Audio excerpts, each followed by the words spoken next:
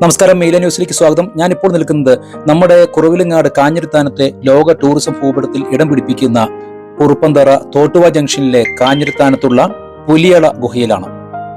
സഹസ്രാബ്ദങ്ങളുടെ ഐതിഹ്യങ്ങളും ചരിത്രവും നിഗൂഢത ഉറങ്ങുന്ന ഈ ഒരു സ്ഥലം വളരെ അത്ഭുതങ്ങൾ നിറഞ്ഞതാണ്. അതോടൊപ്പം തന്നെ ഇതൊരു വലിയ ഗൃഹ ശൃംഖല തന്നെയാണ് പുലിയള എന്ന് പറയുന്നത്. നൂറ്റാണ്ടുകൾക്ക് മുമ്പ് കടത്തുരുത്തി ആസ്ഥാനമായി ഭരണം നടത്തിയിരുന്ന വടക്കൻകൂർ രാജവംശത്തിന്റെ നിർമ്മിതിയാണെന്നാണ് ഇവിടെ വിശ്വസിക്കപ്പെടുന്നത്. അതുപോലെ തന്നെ രാജവംശത്തിന്റെ ഒളിത്താവളമായിട്ടോ അല്ലെങ്കിൽ യുദ്ധകാലത്ത് ഉപയോഗിച്ചിരുന്ന തുരങ്കമോ ആയിരിക്കാം എന്ന് പറയപ്പെടുന്നു. വെമ്പല നാട്ടുരാജാക്കന്മാരുടെ കാലത്ത് കാഞ്ചനനഗരം എന്നൊരു സ്ഥലമുണ്ടായിരുന്നു. അത് പിന്നീട് കാഞ്ഞിരത്താനമായിട്ട് മാറി. പുലിയളയുടെ പ്രവേശനം നമുക്ക് കാണാം, പക്ഷേ അവസാനം അതിന്റെ എവിടെയാണ് നമുക്കറിയത്തില്ല. മഴക്കാലത്ത് ഗുഹയിലേക്ക് ഒലിച്ചു വരുന്ന വെള്ളം, അതിന്റെ ഉറവിടം അത് എങ്ങോട്ടാണെന്ന് കണ്ടെത്താൻ പറ്റിയിട്ടില്ല. കൂടാതെ ഈ പ്രധാന മുഖത്ത് നിന്നും നമുക്ക് ഉള്ളറയിലേക്ക് പോയി കഴിഞ്ഞാൽ അവിടെ കിളിവാതിൽ പോലെ ചെറു ഗുഹകൾ, ഇവയ്ക്ക് രഹസ്യ സ്വഭാവമുണ്ട്. എന്നാൽ ചിലത് അപകടകരമായ രീതിയിലേക്ക് പോകുന്നതാണെന്ന് പറയപ്പെടുന്നു. മാത്രമല്ല, തിരുവിതാംകൂർ രാജവംശത്തിന്റെ ഭാഗമായതിനാൽ പത്മനാഭസ്വാമി ക്ഷേത്രം വരെ ഇത് എത്തുന്നതായിട്ടൊക്കെ പറയപ്പെടുന്നുണ്ട്. നമുക്കറിയാവുന്ന പോലെ 10 അടി വിസ്താരത്തിൽ കിടക്കുന്ന ഈ ഗുഹയുടെ പൂമുഖ കവാടം, അവിടെ ചെന്നാൽ പിന്നെ കാണുന്നത് പാറക്കെട്ടാണ്. അതിലൂടെ ചെറിയൊരു വാതിലുണ്ട്, അതിൽ കുനിഞ്ഞ് നമ്മൾ വേണം അകത്തോട്ട് പോകാനായിട്ട്. അത് കഴിഞ്ഞ് നിവർന്ന് നടക്കാൻ പറ്റും. ഏകദേശം 75 അടി മുന്നോട്ട് കടന്നാൽ പിന്നെ ഇടുങ്ങിയ വഴിയാണ്. പക്ഷെ ഇതുവഴി ആരും അങ്ങനെ പോയിട്ടില്ല. വർഷങ്ങൾക്ക് മുമ്പ് ഈ സ്ഥലം വന്യമൃഗങ്ങളായ പുലികളുടെയും മറ്റും ആവാസ കേന്ദ്രമായിരുന്നു. അതുകൊണ്ട് ഇതിന് പുലിയള എന്ന പേര് വന്നൊക്കെയാണ് പറയപ്പെടുന്നത്. ഏറെ അത്ഭുതം നിറഞ്ഞ, അതുപോലെ തന്നെ സാഹസിക ടൂറിസം യാത്രയ്ക്ക് അവസരം നൽകുന്ന ഈ സ്ഥലം വെട്ടുകല്ലുകൊണ്ടുള്ള ഒരു ഏരിയയാണ് നിർമ്മിക്കപ്പെട്ടിരിക്കുന്നത്.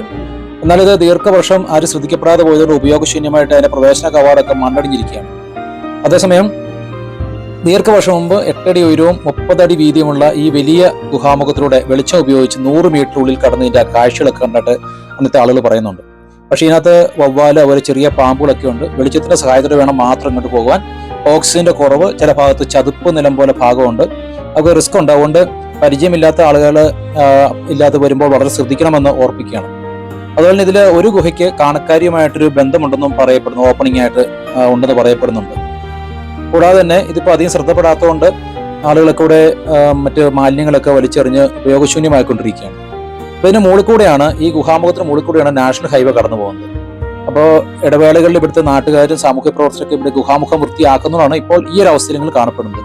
എന്നാൽ ടൂറിസം ഡിപ്പാർട്ട്മെന്റും മറ്റും ഉദ്യോഗസ്ഥരും ജനപ്രതിനിധികളും ചേർന്ന് ഇതിനെ നവീകരിച്ചു കഴിഞ്ഞാൽ ഇതൊരു വലിയ ടൂറിസം കേന്ദ്രമായിട്ട് മാറും എന്നൊരു സംശയമില്ല. മാത്രമല്ല, കളത്തൂർ അരുവിക്കൽ ശ്രീ ശിവസുബ്രഹ്മണ്യ ക്ഷേത്രത്തിന് പൂമുഖത്ത് നിന്ന് ഒഴുകുന്ന ഏത് വയലിലും പറ്റാത്ത വെള്ളം, അത് ഒരു അത്ഭുതം തന്നെയാണ്. ലോകശ്രദ്ധയെ ആകർഷിക്കുന്ന ഈ ഒരു ഭാഗം പൈതൃക സമ്പത്തായിട്ട് ഇതിനെ സൂക്ഷിച്ച് സംരക്ഷിച്ചു കഴിഞ്ഞാൽ കാഞ്ഞിരത്താനം പുലിയള അതുപോലെ തന്നെ സൗകര്യങ്ങളും കൂടുതൽ സുരക്ഷയൊക്കെ ഉൾപ്പെടുത്തിയുള്ള പ്രോജക്റ്റുകൾ ക്രമീകരിച്ച് നടത്തിക്കഴിഞ്ഞാൽ വലിയൊരു വിനോദസഞ്ചാര സാധ്യതയ്ക്കാണ് ഇവിടം തുറക്കപ്പെടുന്നത്.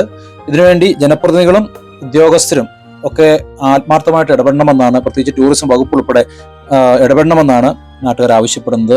തീർച്ചയായും ഇത് ഏറെ സാധ്യതയുള്ള മേഖലയാണ്. ഇതിനെ നമുക്ക് രാജ്യത്തിന്റെ ഒരു പ്രധാന കേന്ദ്രമായിട്ട് മാറ്റാൻ നമുക്ക് ഒരുമിച്ച് പരിശ്രമിക്കാം. അപ്പോൾ കൂടുതൽ വിശേഷങ്ങളും വാർത്തകളുമായി നമുക്ക് മറ്റൊരു എപ്പിസോഡ് കാണാം. നന്ദി, നമസ്കാരം. Thank you.